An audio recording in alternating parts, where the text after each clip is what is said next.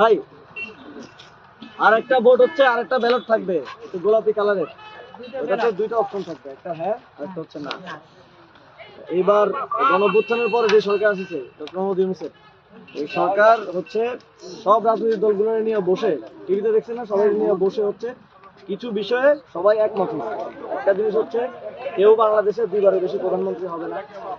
তারপরে হচ্ছে এই যে যারা হচ্ছে আপনার আমার ব্যাংকে রাখা টাকা নিয়ে চলে যায়, তারা এই সুযোগটা আর পাবে না। তারপর হচ্ছে এই যে বিচার বিভাগ, আপনার আপনি যে বিচারের জন্য আদালতে যান কি পরিমাণ কষ্ট করতে হয়। তারপরে হচ্ছে যে শক্তিশালী, যার ক্ষমতা বেশি, তার পক্ষে রায় দিয়ে দেয়, ন্যায়ের পক্ষে তো ইনসাফের রায় তো দেয় না। এই বিচার বিভাগকে স্বাধীন করার জন্য সবাই একমত হয়েছে। এখন এইটা বাস্তবায়নের জন্য হচ্ছে একটা গণভোট হইতেছে। এখন রাজনৈতিক দলগুলো তো একমত হয়েছে, সরকার একমত হয়েছে, এখন মানুষের থেকে, আপনাদের থেকে আপনাদের রায়টা সরকার জানতে চাইছে।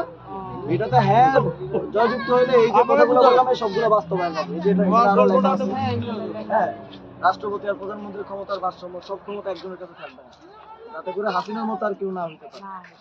তো এই সবগুলা বাস্তবায়নের জন্য আপনাদেরকে হ্যাঁ ভোট দিতে হবে। হ্যাঁ ভোট জিতলে এই জিনিসগুলো এগুলো আমাদের কার্যকারী। তো এই দুইটা ব্যালট এবারে নির্বাচনে, অন্য নির্বাচন দেখছেন শুধু একটা ব্যালট থাকে। মার্কায় দিবেন, আর হচ্ছে হ্যাঁ একটা ভোট দিয়ে আসবেন। আচ্ছা ইনশাল্লাহ। আমাদের যদি আমরা তো ওরকম বড় লোক তো না, আমরা তো বড় লোক ছোট লোক কিছু না, না। যে হালে কাজ করে আর যে হচ্ছে ওই 100 তলা ভবনে থাকে, তার ভোট একটাই।